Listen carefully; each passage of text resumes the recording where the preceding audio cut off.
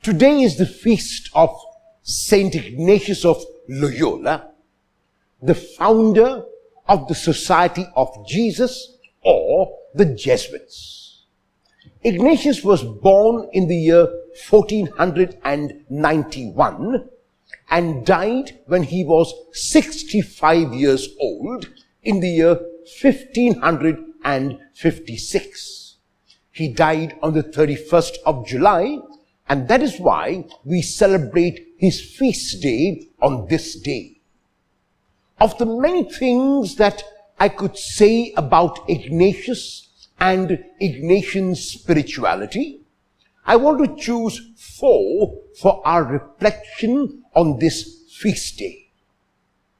The first of this is the overarching quality which Ignatius possessed and wants every Jesuit and every individual to possess, is what is termed very simply as the Majus.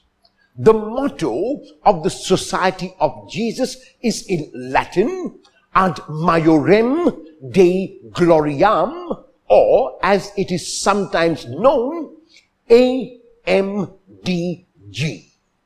Ad Majorem Dei Gloriam means for the greater glory of God.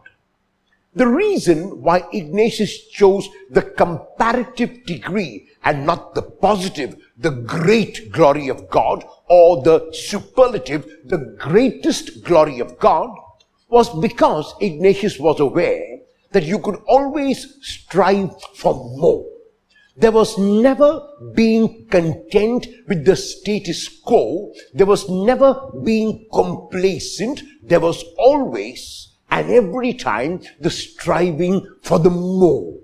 The word Majus, therefore, is a Latin term which means more and refers to the comparative degree. One can jump higher than the highest. One can run faster than the fastest. One can be braver than the bravest. One can be more.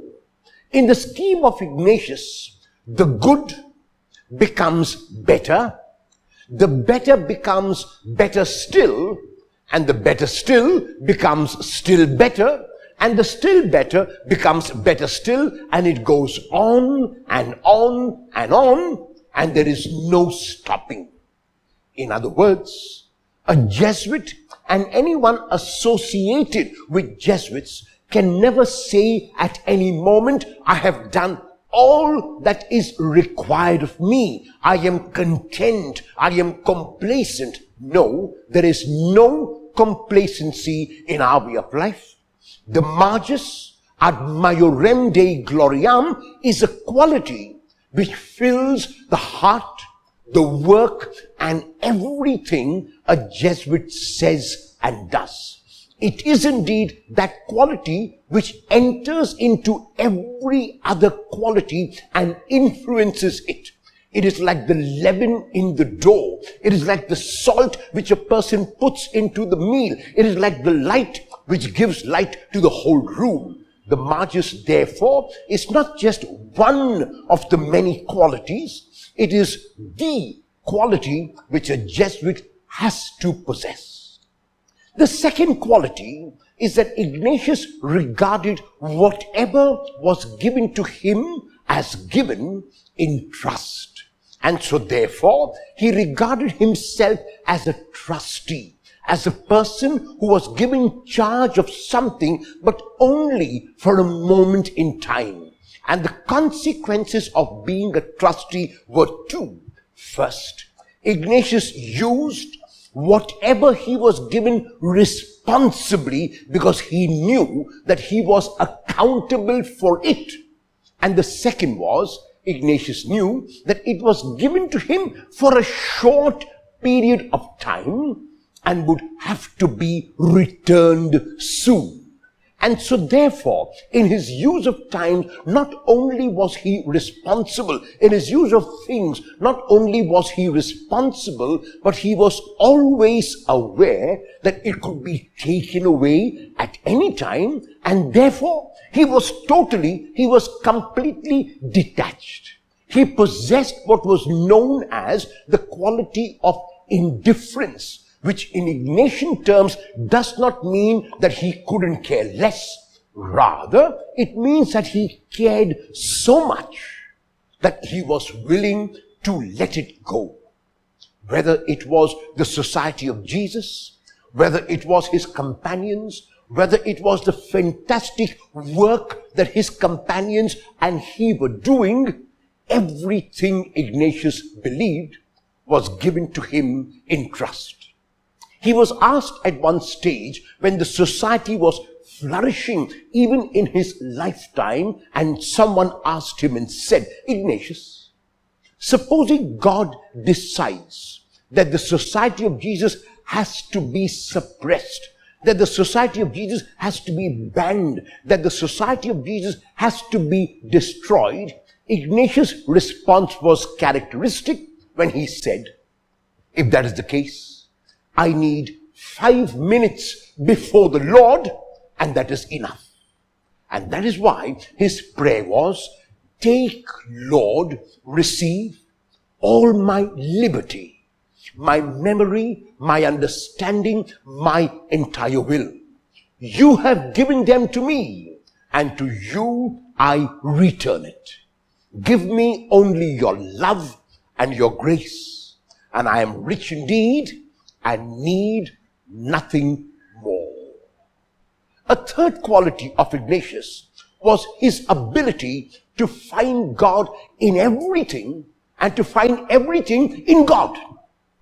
When he was on his way to Rome, our Lord appeared to him with the Father, and our Lord was carrying the cross, and our Lord said to Ignatius, "I will be propitious to you in Rome. I will be favorable to you in Rome." Ignatius turned to his companions and said, "We are going to suffer and maybe die in Rome."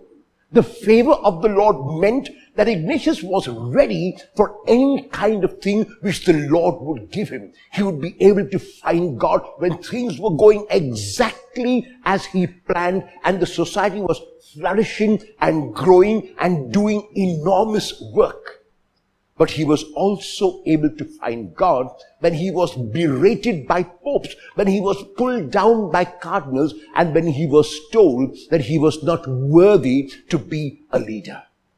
Ignatius developed this ability to be able to find God's hand, because Ignatius trusted in God so much that just like it was the food and drink of Jesus, his master, to do the Father's will, so Ignatius also assimilated this and regarded as his own food and drink the will of God, and whatever happened as being according to God's plan. The fourth quality which I want to speak about today about Ignatius and Ignatian spirituality is that he was a man not for himself, but he was a man primarily for others. Ignatius strove a great deal to ensure that there was equality in the society in which he lived. He reached out to the poor, he reached out to the oppressed, he reached out to the marginalized, and that is why one way in which he responded to the situation of his time was to begin schools.